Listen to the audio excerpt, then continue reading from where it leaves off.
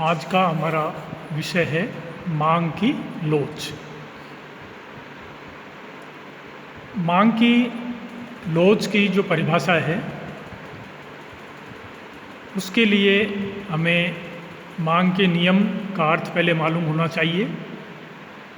इससे पहले वाले लेक्चर में मैंने आपको स्पष्ट किया था कि मांग के नियम का तात्पर्य है कि यदि वस्तु की कीमत में कमी के फलस्वरूप मांग में वृद्धि हो जाए और कीमत में वृद्धि के फलस्वरूप मांग कम हो जाती है तो उसको हम मांग का नियम कहते हैं।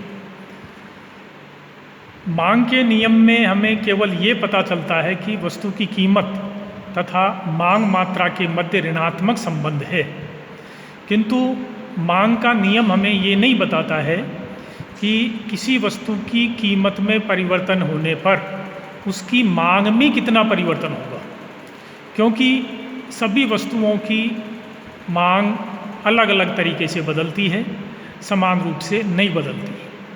अतः यदि हमें ये देखना हो, ये अध्ययन करना हो कि किसी वस्तु की कीमत में परिवर्तन का उसकी मांग पर कितना प्रभाव पड़ता है तो हमें मांग की लोच का अध्ययन करना होता है।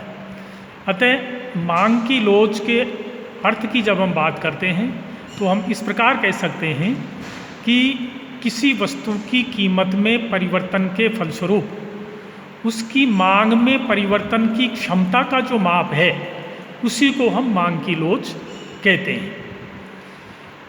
इसमें मांग की लोच को ज्ञात करने के लिए ये फेमस जो सूत्र है वो यहाँ दिया गया है, मांग में आनुपातिक परिवर्तन बटे कीमत में आनुपातिक परिवर्तन। इसको हम समीकरण के रूप में इस प्रकार लिख सकते हैं, price elasticity is equal to delta X upon delta P divide by delta P upon P.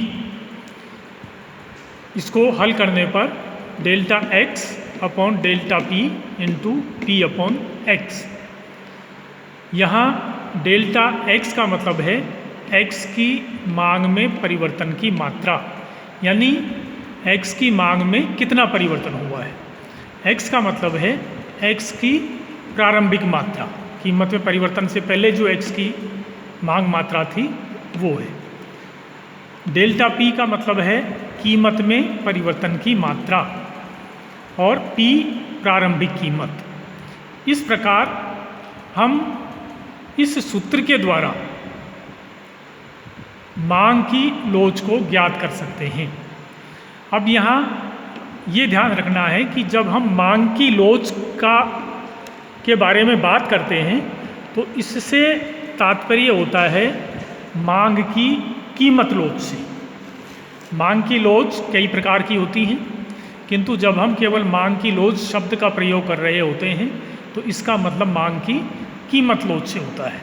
तो इस प्रकार किसी वस्तु की कीमत में 1% परिवर्तन के फलस्वरूप उसकी मांग में जितने प्रतिशत परिवर्तन होता है उसको हम मांग की लोच के नाम से जानते हैं। इसका अध्ययन हम इसलिए करते हैं ताकि ये पता लगाया जा सके कि किसी वस्तु की कीमत में परिवर्तन का उसकी मांग पर कितना प्रभाव पड़ता है।